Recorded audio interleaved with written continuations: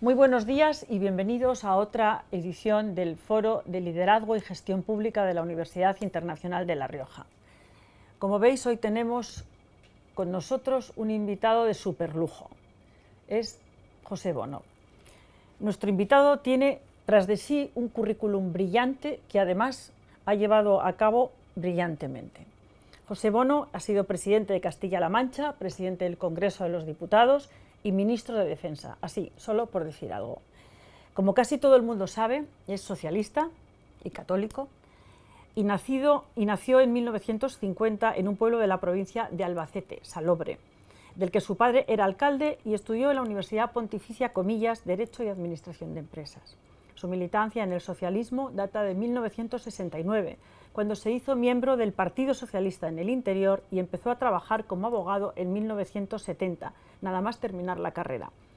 En 1977 actuó como abogado de una de las víctimas de la matanza de Atocha perpetrada por comandos franquistas de ultraderecha. Ha dado clases en la Universidad Complutense de Madrid y en 1979 fue elegido diputado a Cortes por Albacete. Pero el salto a la fama le vino a través de la presidencia de su comunidad, Castilla-La Mancha, cargo que ostentó durante 6 legislaturas seguidas entre 1983 y 2004, y siempre por mayoría absoluta. En esta época se ganó, junto a Juan Carlos Rodríguez Ibarra en Extremadura y Manuel Chávez en Andalucía, la calificación de ser uno de los 3 varones del PSOE, es decir, personas influyentes donde las haya en el partido. Y en el 2004, tras el triunfo de José Luis Rodríguez Zapatero, fue nombrado ministro de Defensa. Desde este puesto le tocó llevar a cabo la principal promesa electoral de Zapatero, la retirada de las tropas de Irak, y tuvo también que gestionar las consecuencias del tremendo accidente del Yak 42 con todas las exigencias de identificación de las 62 víctimas que las familias reclamaban desde tiempos de su antecesor. Su historial en este difícil ministerio es bastante más larga, tiene claros y algunas críticas, pero aquí lo importante va a ser ahora dejarle hablar a él. Es autor de Diario de un ministro, de la tragedia del 11M al desafío independentista catalán, y Pepe Bono es una de esas personas que se caracterizan por hablar siempre claro. Muchas veces dicen que va por libre, siempre hablando claro. Antes de terminar, diré que también fue presidente del Congreso de los Diputados entre el 2008 y el 2011, brillante presidente de los Diputados. José Bono es toda una institución en la política española. Hoy está aquí para hablarnos de lo que él quiera, aunque el tema de la conferencia es la organización y el funcionamiento de las comunidades autónomas. Señor Bono, como le decía antes, a micrófono cerrado, es un inmenso placer tenerle a usted aquí hoy en la Universidad Internacional de La Rioja. Muchas gracias por su deferencia y estamos ansiosos de escucharle. Muy amable. Muchas gracias por la presentación y muchas gracias por la atención que presten a estas palabras que pronuncio delante de una cámara, a lo que estoy acostumbrado, pero no a dar una clase delante de una cámara, sin ver a quien escucha. De manera que disculpas por si la comunicación adolece, está carente de la viveza y la fuerza que otorga el ver los rostros, las caras, los ojos de las personas que tienen la cortesía de escucharme. Efectivamente, se ha hecho una presentación cariñosa y amable de mi currículum político. En este momento, sin embargo, no tengo ningún cargo público. Además, ni estoy en política activa, ni se me debe esperar. Y cuanto yo pueda hoy decirles es mi opinión personal. A nadie más represento más que a mí. Como se decía, soy libre. Y esto me ha recordado cuando se comentaba algo que me ocurrió en una cena a la que acudía la nieta del que fue jefe del Estado y dictador en España, Francisco Franco. Ella repetía una y otra vez que era libre. Me siento muy libre, yo soy libre. Y en un tono amable, como ella lo decía, yo le contesté: mira, Carmen, aquí desde que se murió tu abuelo todos somos libres.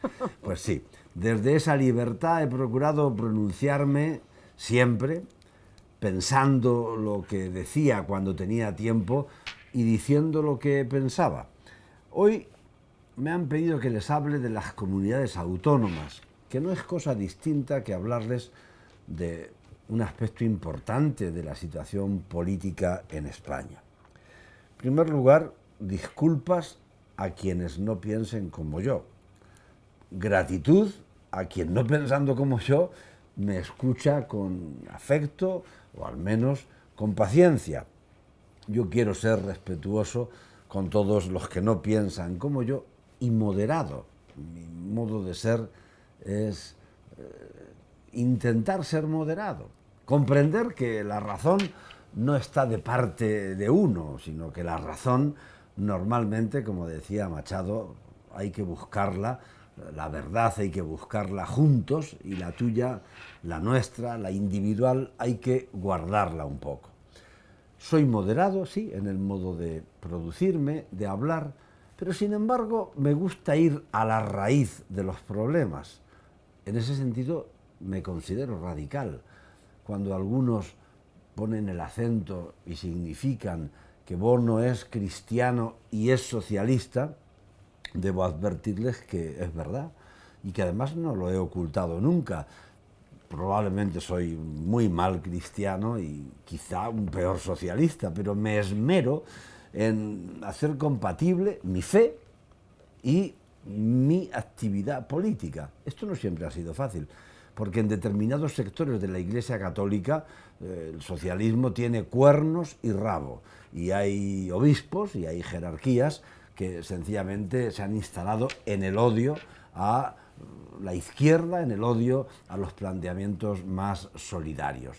A veces en mi partido, que como norma general me ha permitido muy amablemente tener las creencias religiosas que he deseado y que he querido, a veces en mi partido ha habido también alguna crítica, pero debo decir que menor. En fin, que a estas alturas trato de compatibilizar mi fe y mis actividades políticas con mejor o peor resultado, pero hasta aquí he llegado y no pienso renunciar ni a la una ni a las otras. En primer lugar, también les quisiera decir que no me agrada generalizar, hablar de... Estamos en la Universidad Internacional de La Rioja, hablar así son los riojanos, o los andaluces, o los catalanes, o los españoles. A este respecto, cuentan que a Winston Churchill le preguntaron en una ocasión qué pensaba de los franceses, y el primer ministro británico contestó de un modo que merece la pena que yo les recuerde: en contra de quienes generalizan, de quienes creen que todo se puede generalizar.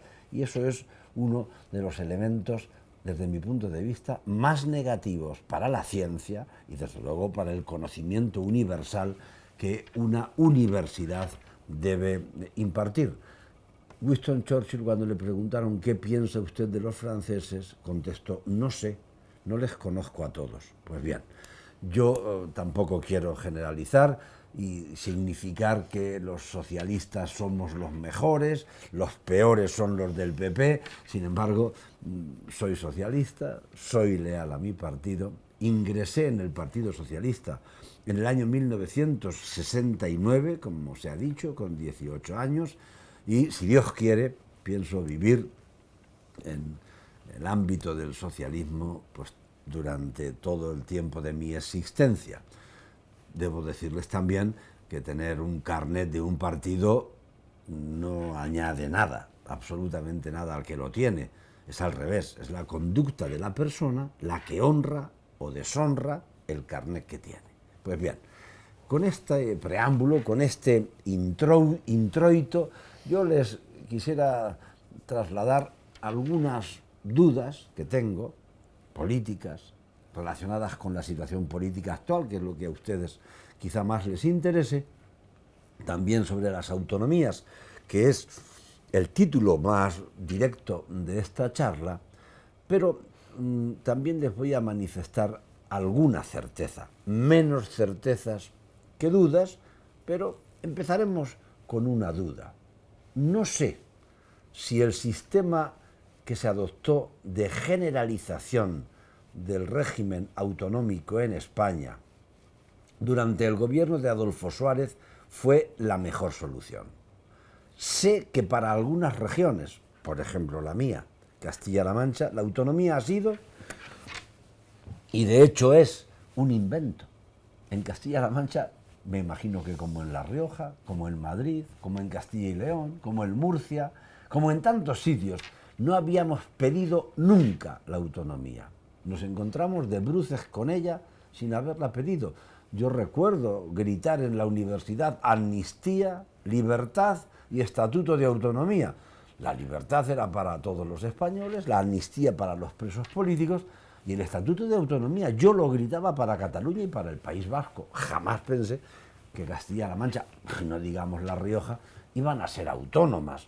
Pero lo que nunca pensé, ni se me pasó por la cabeza, es que yo presidiría durante 21 años una comunidad autónoma.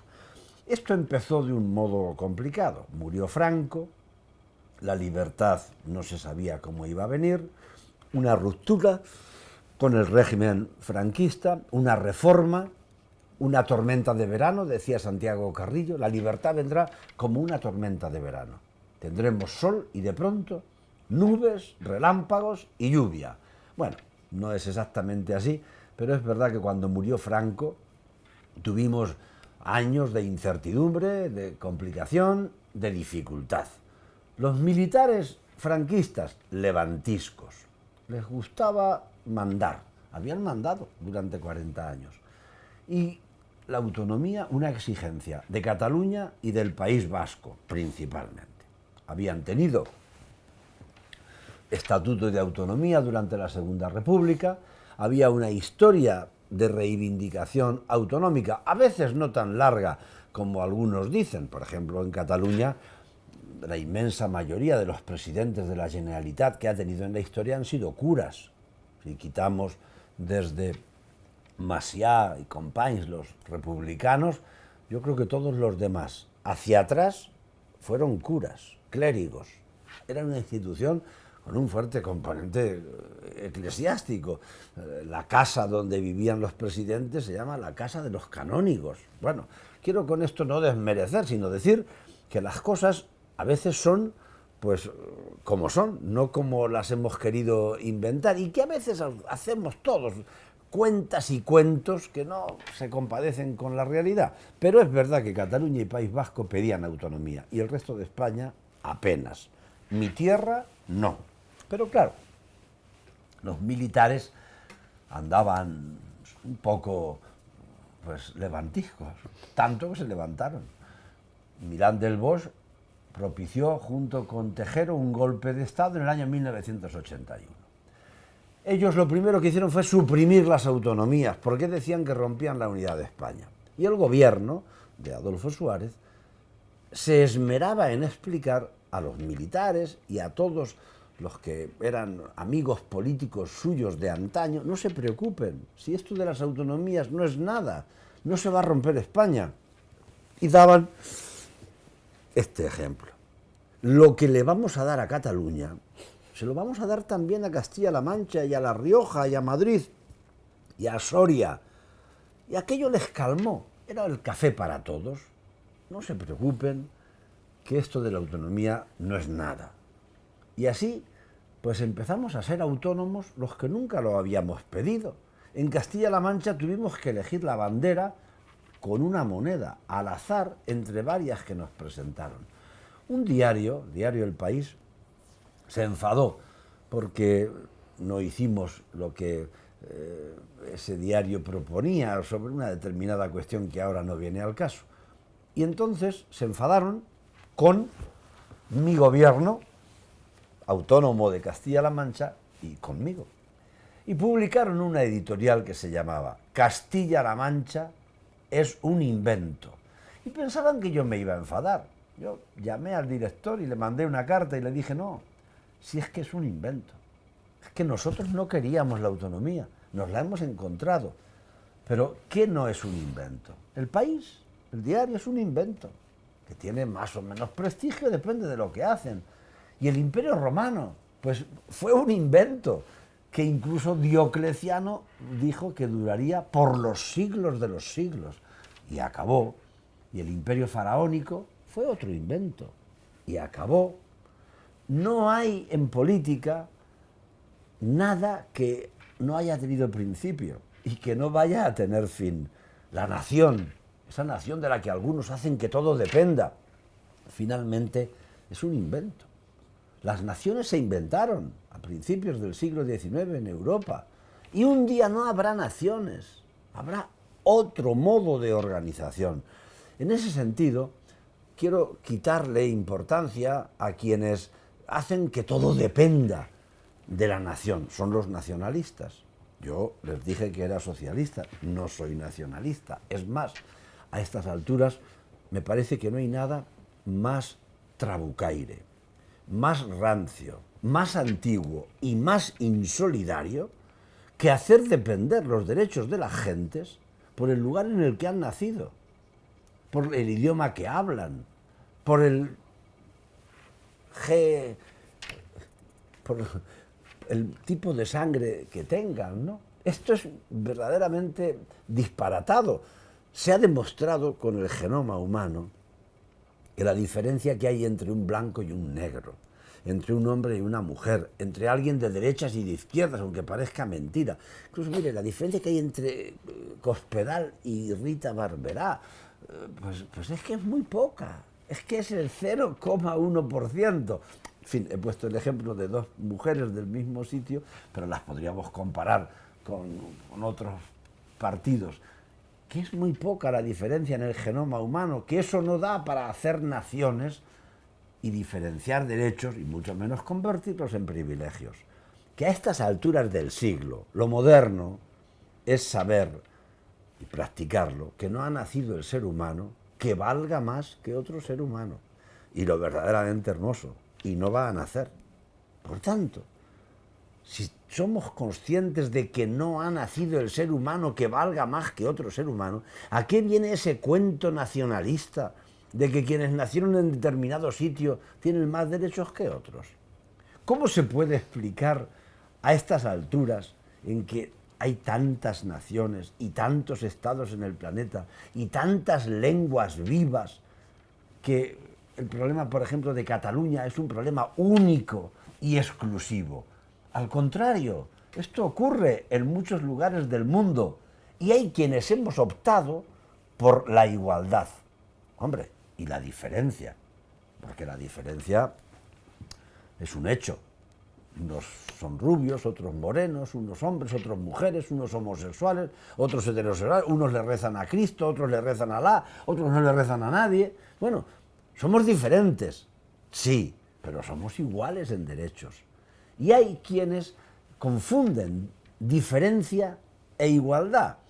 Hay quienes creen que lo contrario a la igualdad es la diferencia. No, no, lo contrario a la igualdad es la desigualdad.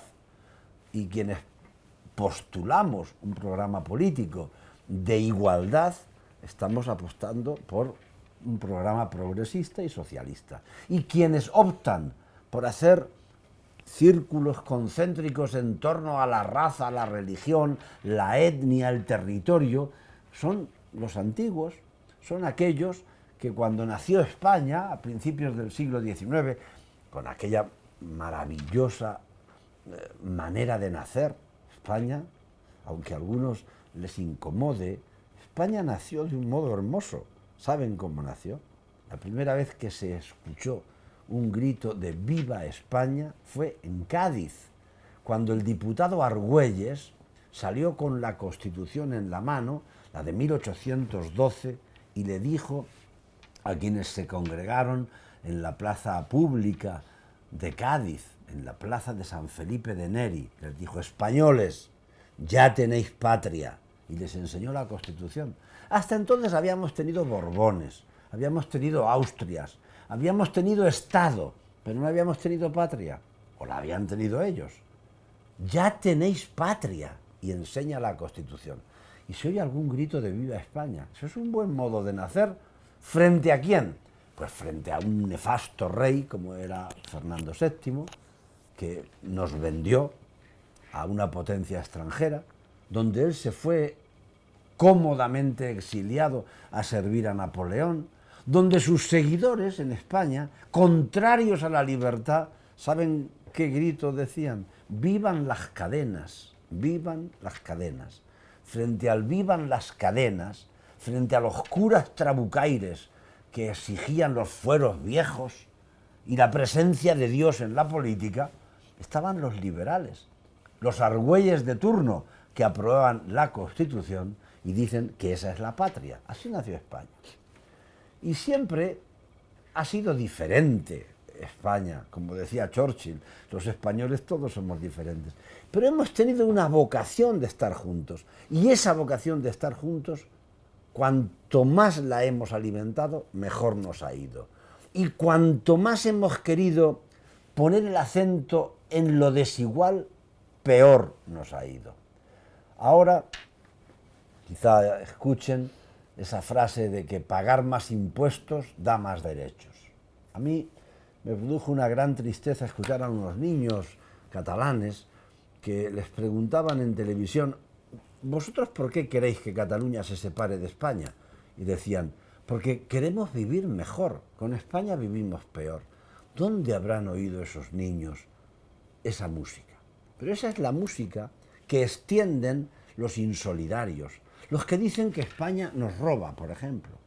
Claro, ya imagino que cuando conozcan a los Pujol ya no dirán que España nos roba. Quien roba a los catalanes ya se habrá visto que no han sido los españoles, los tienen más cerca, aunque no estén presos. Bueno, pues pagar más impuestos no da más derechos.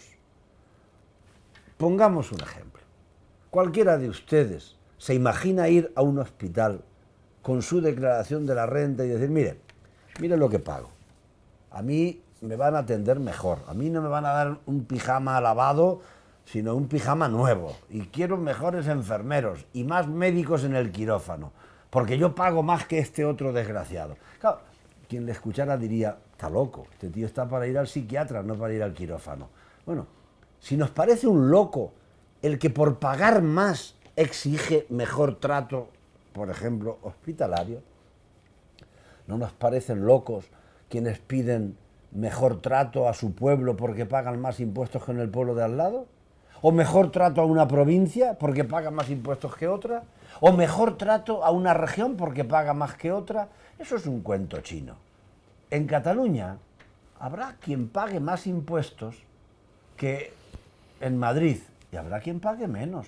¿O es que pagan los mismos impuestos los de Pedralbes que los de Sabadell? ¿Y no podrán decir los de Pedralbes con el mismo argumento que usan quienes quieren separarse de España, que se quieren separar de Sabadell? ¿Que por qué tienen que pagar ellos los hospitales para la gente de Sabadell? Y al final, es que es un cuento chino. Es que la gente paga en razón a lo que tiene. Bueno, paga quien paga. Hay quienes no pagan, ¿no? Entonces debe ir la Inspección de Hacienda a hacerles pagar. Pero esto está montado para que pague más quien más tiene. Y así, quien menos tiene, tenga los mismos servicios más mínimos, sanitarios, educativos, de pensión, de dependencia, que el que más tiene. Esto es lo verdaderamente hermoso. Esa es una forma de concebir el Estado por la que merece la pena luchar. Ahora, luchar para que quien más pague impuestos tenga más derechos, a mí ese Estado no me interesa. Tengo estas certezas, tengo algunas dudas. Y es que hoy vivimos un momento de aflicción política. No solo porque hemos celebrado 2 elecciones en 6 meses y no sabemos si tendremos 3, sino porque la política está muy denostada. No hay ningún político que apruebe en las encuestas que se hacen respecto de la valoración de los políticos. Son muchos quienes dicen que la culpa de lo que ocurre en España la tienen los políticos. Es verdad que la política en algunos ámbitos es un verdadero cenagal. Yo comprendo que quien me escuche y recuerde cuando vino el Papa Ratzinger a visitar Valencia y que misericordiosos y católicos políticos de aquel territorio se hartaron de ganar millones de euros organizándole la Santa Misa en la que tanto creen al Santo Padre, lo que produce es sencillamente náuseas y vómito. Yo comprendo que la corrupción ha producido un efecto pernicioso. Es verdad, y tengo que decirlo, que por muchos casos de corrupción que haya, y los hay, lo que abunda es la gente buena. Entre los curas, entre los políticos, entre los periodistas, entre los albañiles, entre los abogados, entre los notarios, lo que abunda es la gente buena. Pero la noticia no es la gente buena, la noticia es la gente mala. Y esos colectivos en muchas ocasiones se ven manchados por las ovejas negras. Pero es verdad que la política está mal.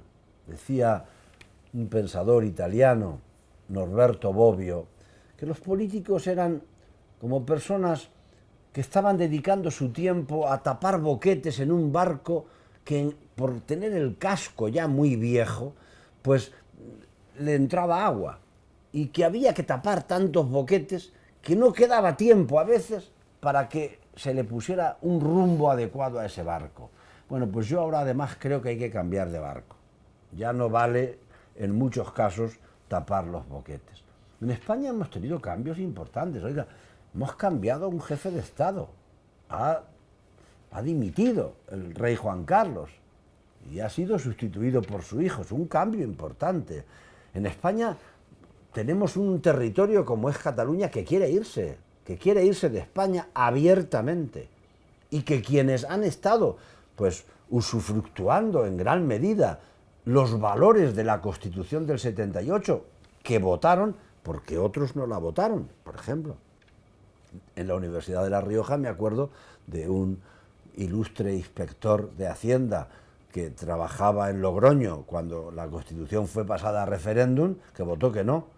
Mire si la Constitución será buena, que este era José María Aznar, y llegó a ser presidente del gobierno con esa Constitución que no votó. O sea, tiene su importancia, ¿verdad?, nuestra Constitución. Yo creo que hay que cambiarla. Lleva ya suficiente tiempo, hay que cambiarla, hay que cambiar el Senado.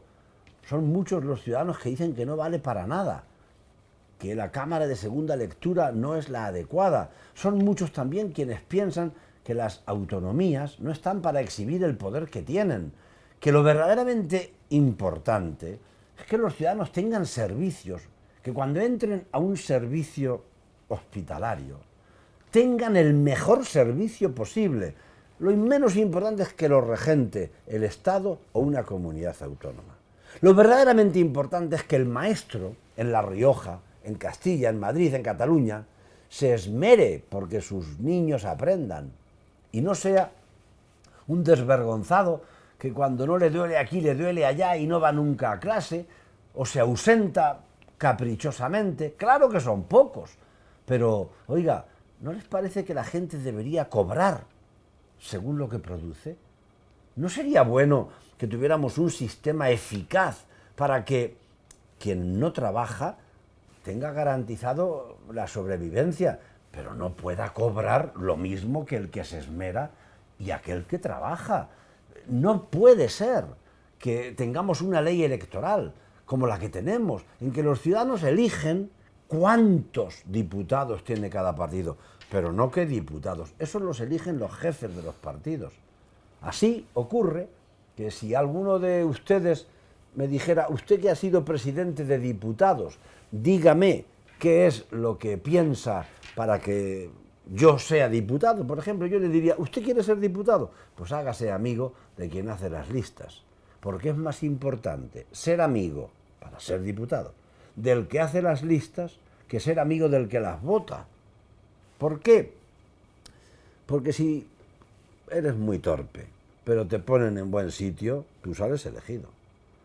Y ya te importa poco cuántos votos haya más a tu lista o menos. Si vas en buen sitio, eres diputado. Con lo cual, tienes cierta tendencia a querer políticamente al que te ha puesto ahí. Y a decir lo que él dice. Y a aplaudir lo que él aplaude. Pero ¿y si un día estás en discrepancia con quien te ha puesto? ¿Te podrás oponer? Claro que te podrás oponer. Pero hará falta más fuerza que si tú fueras diputado porque eres amigo de los que te han elegido y no solo amigo del que te ha puesto. Hay que quitar una ley electoral que fue útil en una época, pero que ahora es perniciosa. Es una ley que le quita autonomía a los diputados, a los electos, porque el diputado que no vote de acuerdo con lo que piensa el que le ha puesto, pues probablemente no repita. Y perder autonomía es perder también la necesaria frescura política para que la voz de los ciudadanos llegue, en muchos casos no mediatizada por la cúpula de un determinado partido político. Cambiar la ley electoral, modificar el Senado, el régimen autonómico, satisfacer las aspiraciones sin el café para todos, porque a lo mejor hay quien necesita café y quien necesita té, y no tenemos por qué hacer esas generalizaciones que fueron una salida inteligente, astuta, hace muchos años, pero que no fueron la solución definitiva. Por tanto, yo les diría que tengo también alguna duda acerca de si no somos demasiado intransigentes. A veces somos intransigentes con quien no piensa como nosotros. A veces creemos eso, que la verdad está solo de nuestra parte. Y yo creo que solamente hay que ser intransigente con los intransigentes. Dicen que venía un día Saramago, procedente de Argentina, de Buenos Aires.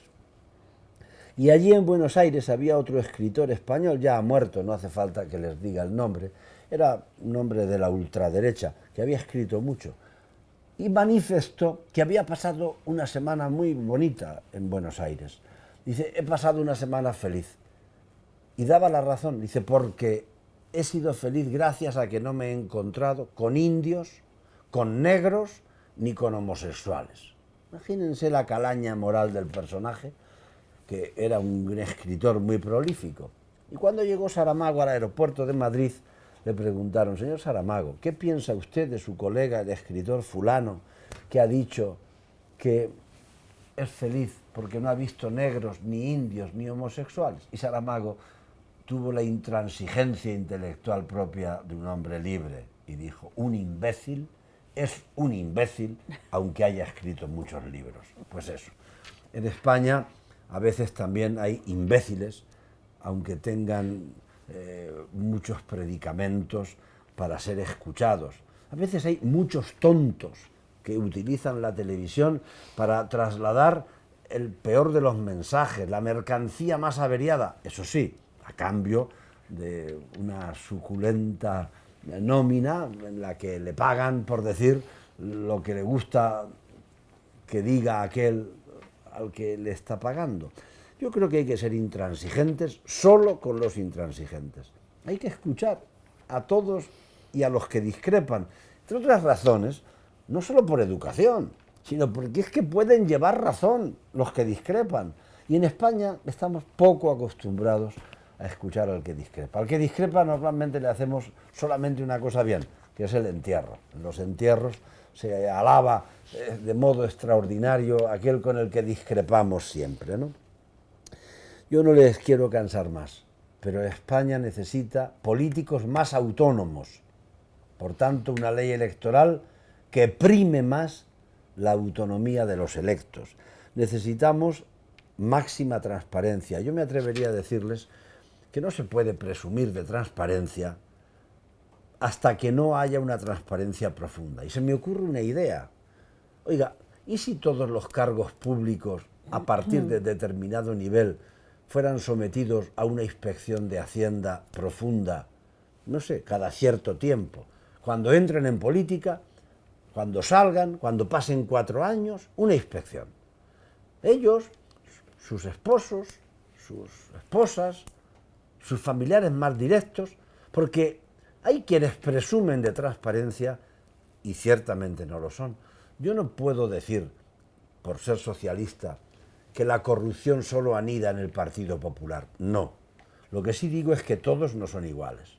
No se puede comparar, por ejemplo, al Bigotes con la presidenta Cifuentes, o a Núñez Feijóo no se le puede comparar con, no sé, con Rita Barberá, por poner ejemplos.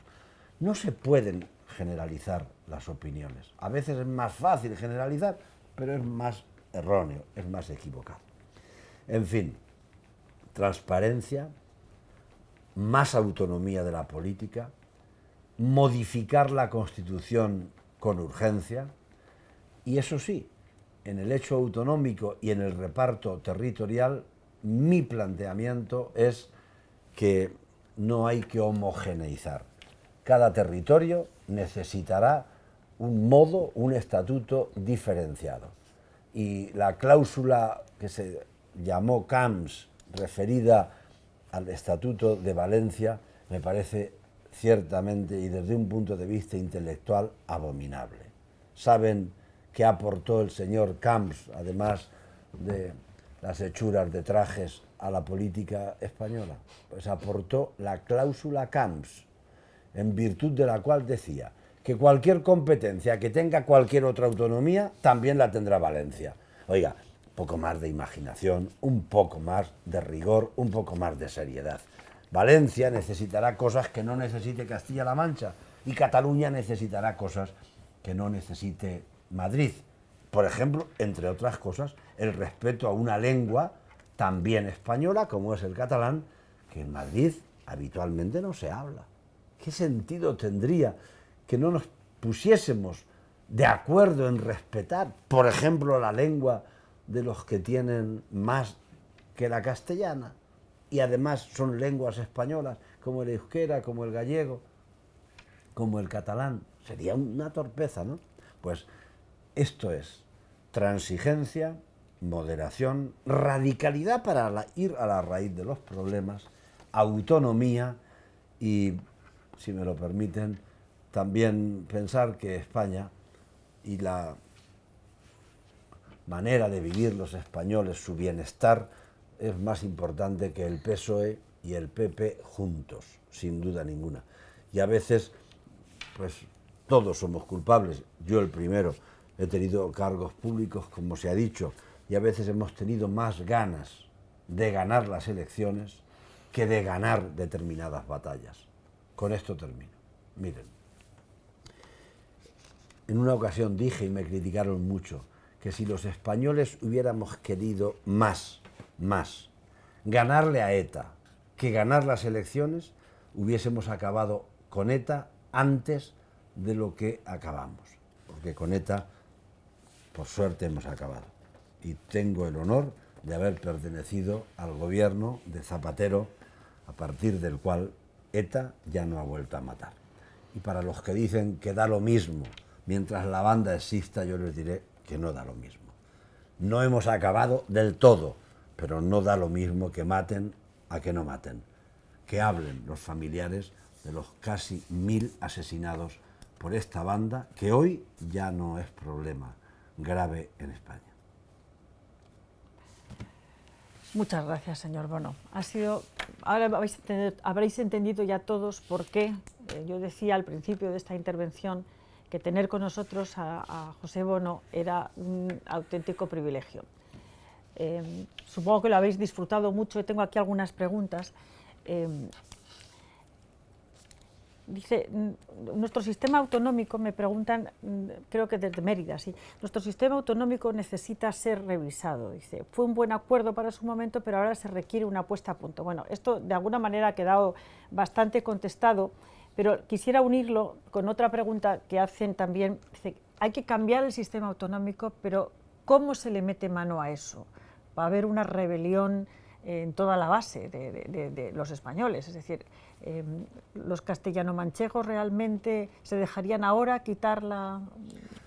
No se trata de quitar la autonomía, de lo que se trata es de organizarla de una manera razonable. Se trata de que no seamos miméticamente iguales al copiar las reglas que han de regirnos en todos los ámbitos a los españoles. Yo creo que lo verdaderamente importante es que todos los españoles tengamos los mismos derechos y que no haya privilegios por haber nacido aquí o haber nacido allá. Eso es lo esencial. Lo otro es más accesorio, pero es verdad que quizá tenemos muchas administraciones. Miren, administración local, administración comarcal en algunos sitios, administración provincial, diputaciones, administración autonómica, administración estatal, administración europea, llevo 6. Yo creo que son muchas. Pasa como con las universidades territoriales.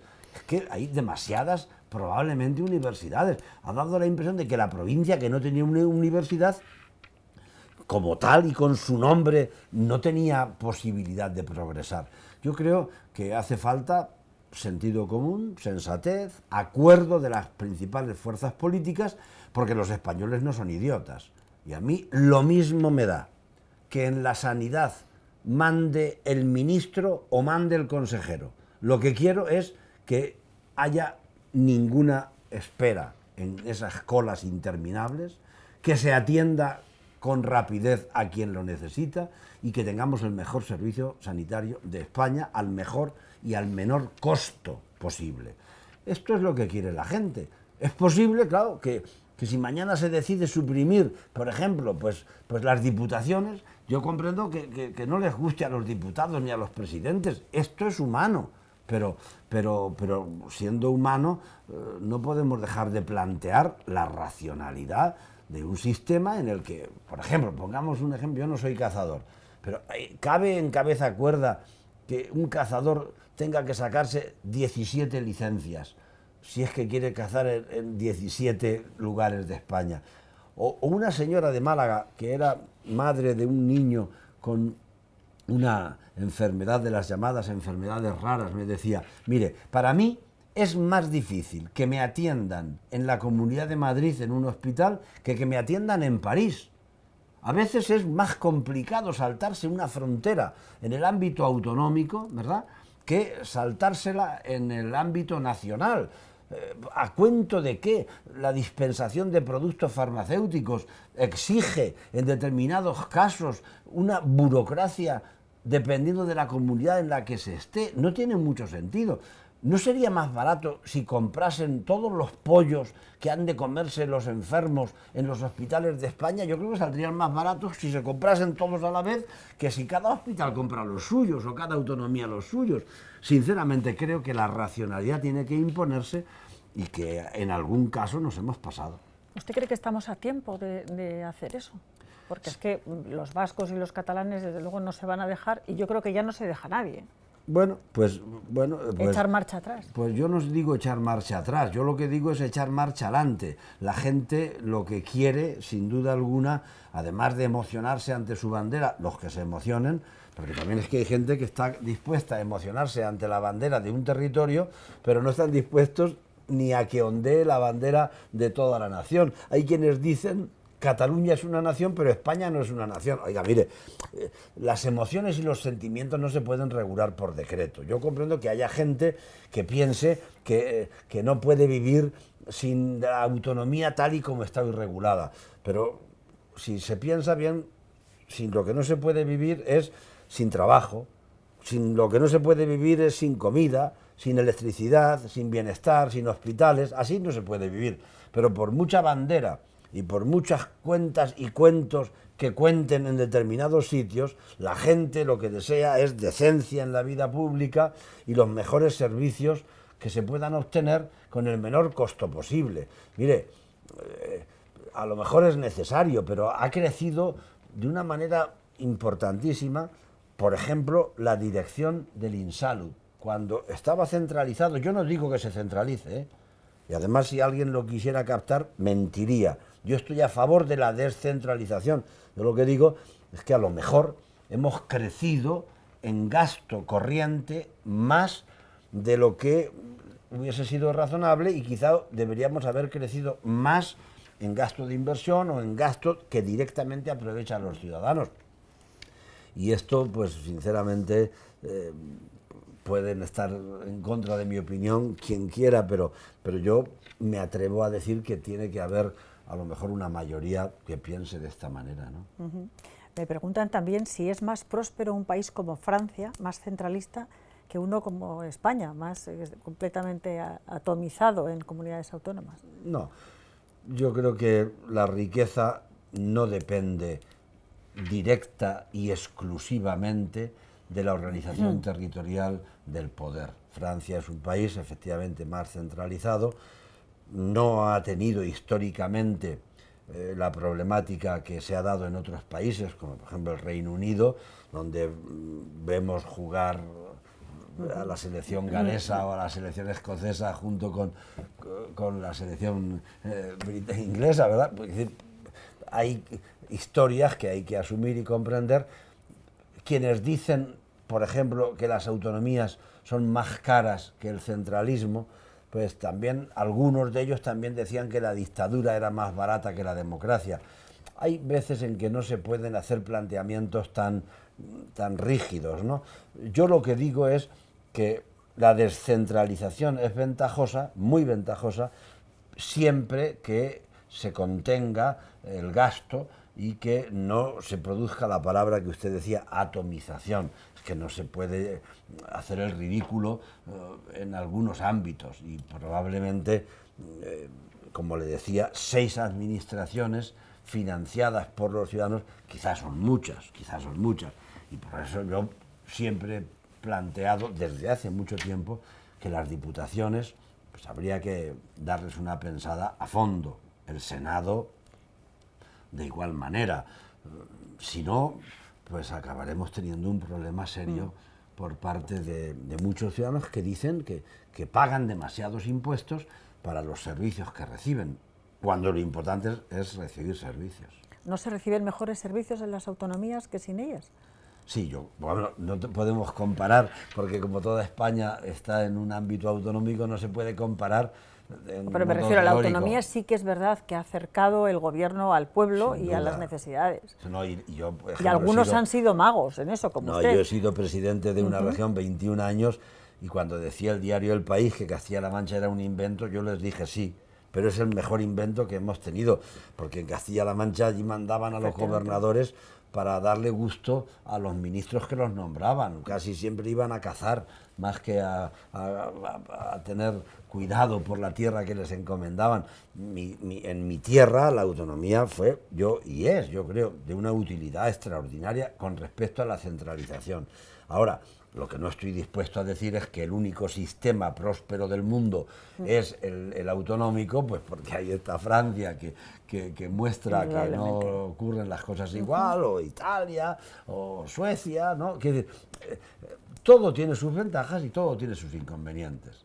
Un régimen federal es un régimen, desde mi punto de vista, muy plausible, pero lo federal lo que evoca es la igualdad y por tanto lo federal asimétrico, como han dicho algunos catalanes, pues es una torpeza, es como hablar de un cura ateo o de la nieve negra. Es que no, si es federal es simétrico y hay algunos que hablan de lo federal pero no saben lo que dicen. En ese sentido yo tuve la ventaja de ser profesor de ciencia política durante 10 años y ya supe que lo federal pues es muy hermoso, pero no sé si lo aceptarían quienes quieren ser desiguales, ¿no?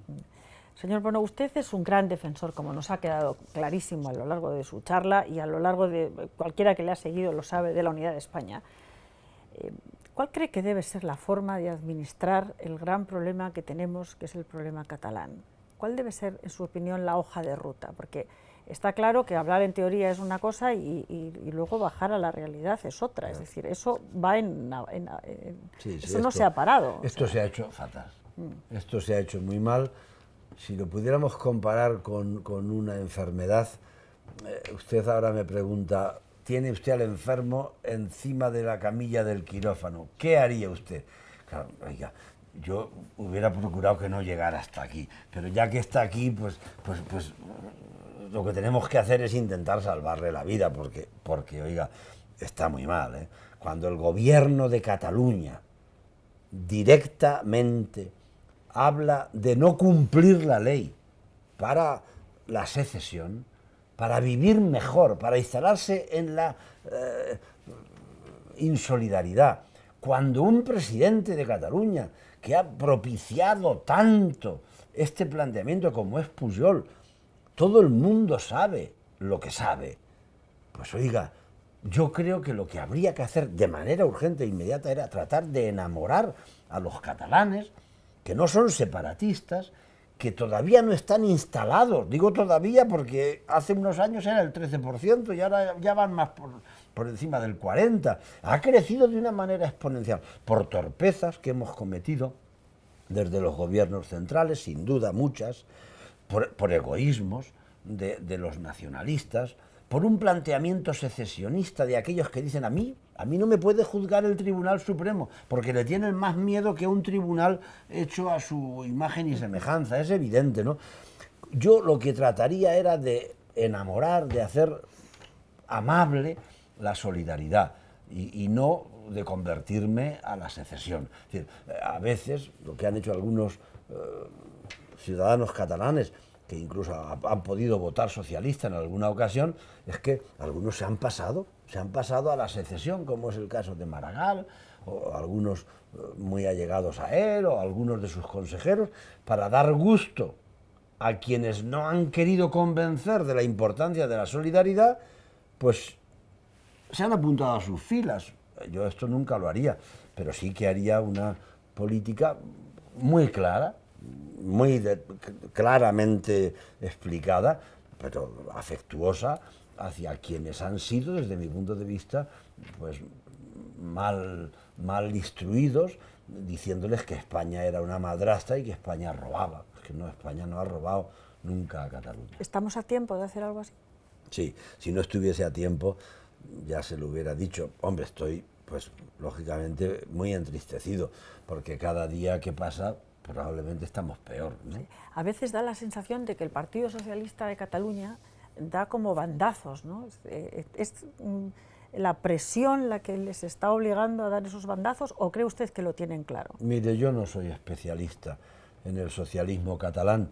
De hecho, en otras épocas, cuando había elecciones, me llamaban a dar mítines, ¿no? Y yo iba y los que iban a los mítines por lo menos aplaudían, ¿no?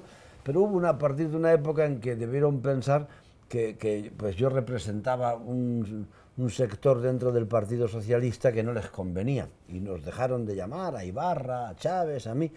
Bueno, perfecto, yo no lo cuento no ofendido.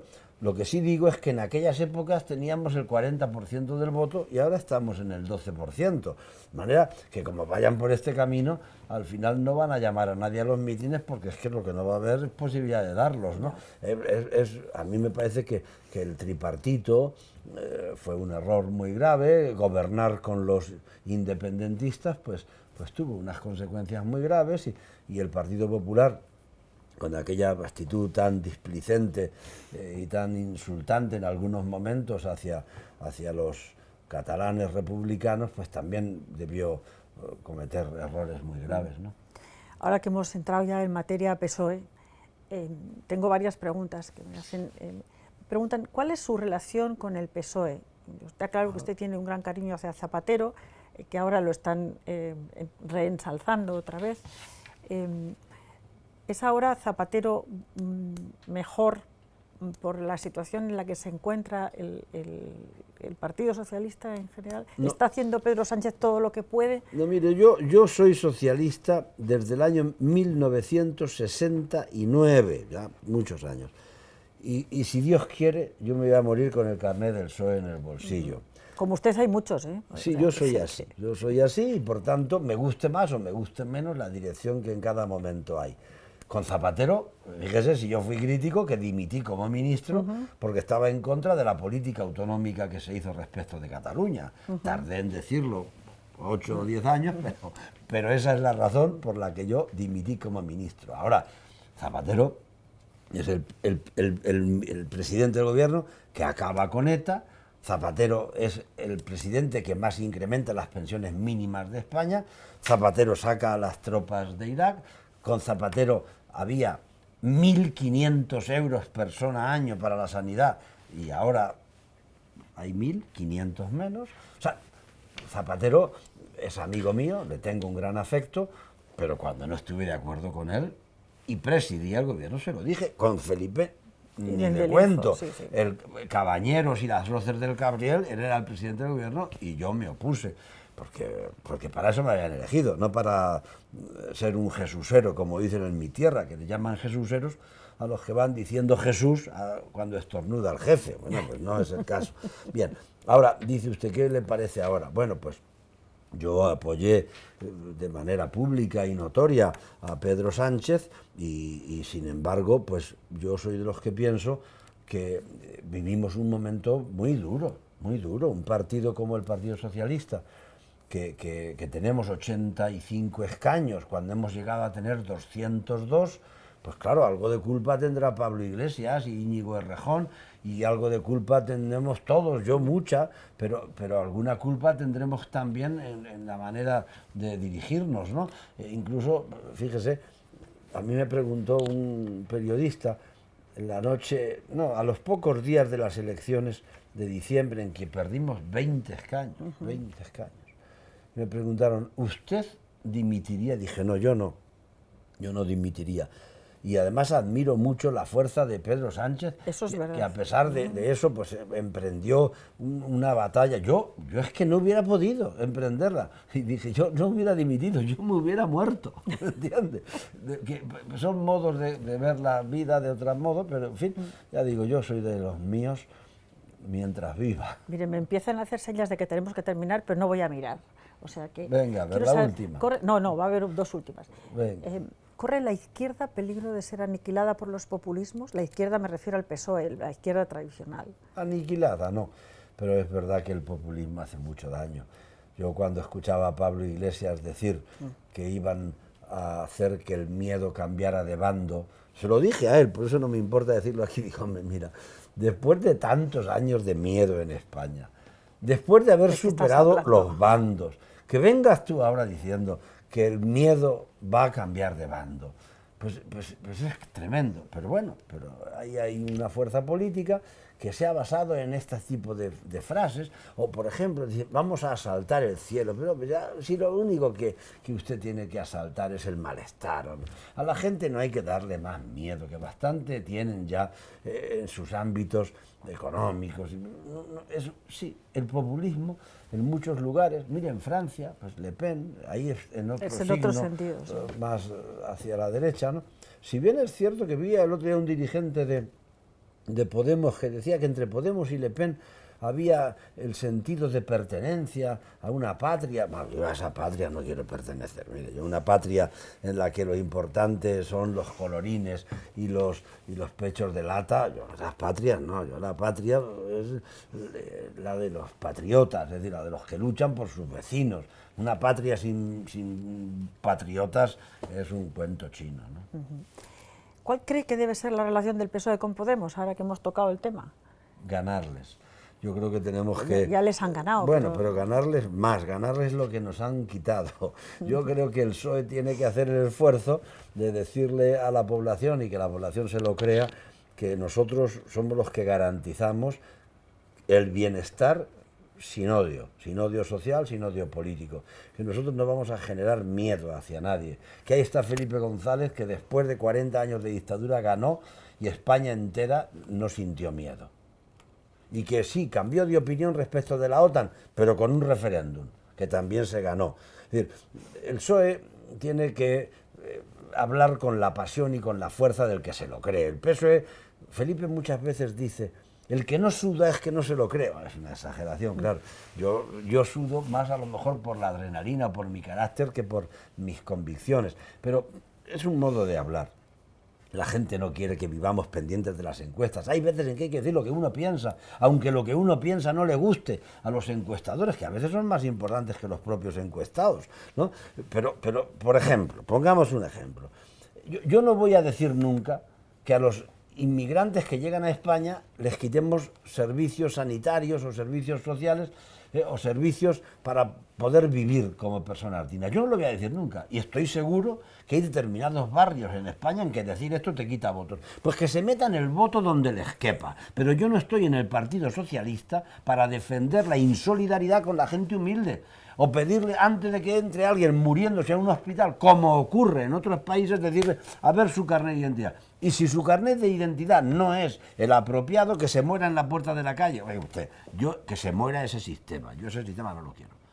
En España hay 1 millón, 2, 3 que votan eso, pues que lo voten. Yo no estoy dispuesto a pedirle el voto, o mejor dicho, a convencerles sí, pero no quiero pedirle el voto a quien llora mucho cuando ven que una patera ha naufragado, pero si no naufraga y llegan a su pueblo, entonces lo que no quieren es que se bañen en la piscina donde van sus hijos o a la discoteca donde van sus hijas. Esto es reminiscencias, como les decía, de un pasado que no deben que volver. Señor Bono, estamos en vísperas de una reunión crucial que puede evitar, esperemos, las terceras elecciones, que es que ya esto parece que hablamos con tranquilidad, pero que es brutal. ¿Qué le diría usted a Pedro Sánchez? ¿Cree que el PSOE realmente, por mucho que lo haya dicho el Comité Federal, puede negarse a que haya un gobierno del signo que sea, que hagan oposición, pero que haya un gobierno en España? No, yo no, ni le voy a decir a Pedro Sánchez lo que tiene que hacer, ni tampoco voy a hacer en una lección de la Universidad Internacional de La Rioja comprometer a mi partido más allá de lo que le comprometería una opinión de un ciudadano normal.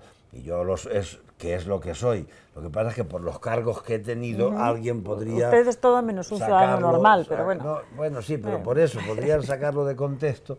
Yo lo que le diré es que obre con buen criterio, con generosidad ideológica, hacia un partido que tiene estas ideas como las que tenemos, pero que tenga muy en cuenta que España es más importante que el PP y el PSOE juntos, y además lo haga del modo inteligente que él sabe, porque lo que España no puede hacer es el ridículo ante el mundo.